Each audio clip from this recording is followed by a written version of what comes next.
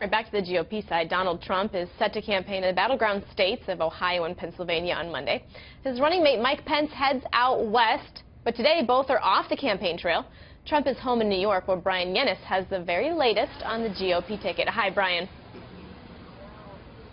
Hi, Elizabeth. Well, today does mark officially 100 days till the final election day on November 8th, the finish line. And both Donald Trump and Mike Pence are taking a campaign trail reprieve this weekend after what followed two really hectic weeks. You had the convention in Cleveland and then a full week of campaigning with 7 stops, including key battleground states of North Carolina, Pennsylvania, Ohio, and Colorado. Now, yesterday in Colorado, in Denver, Trump really zeroed in on Hillary Clinton's convention speech. He lauded about how he had better ratings, some 2.4 million people, according to Nielsen. More people watched his speech over hers. He talked about how it was so boring and average and like it was taking a sleeping pill. Mike Pence, the VP nominee, also saying the same thing in Iowa, pointing out that Bill Clinton was even falling asleep. So there was that. But also Trump declared in Colorado Springs that he's no longer going to be Mr. Nice Guy. He said he's going to start taking the gloves off. And yesterday in that same speech, it seemed as though he backed that up.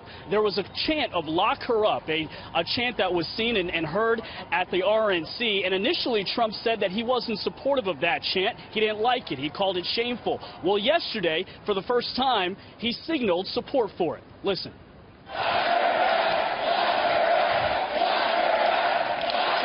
You know what?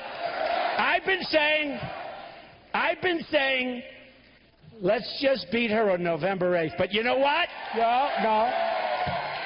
You know what? I'm starting to agree with you, I'll tell you.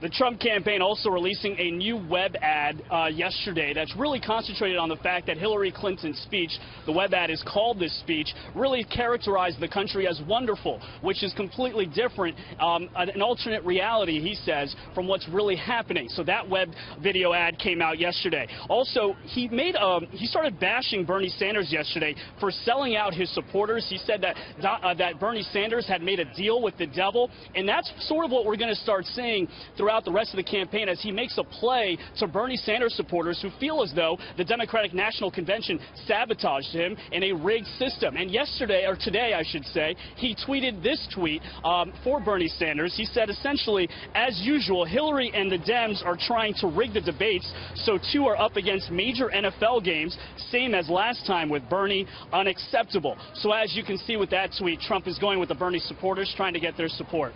Elizabeth? All right, Bryan Llenas reporting live.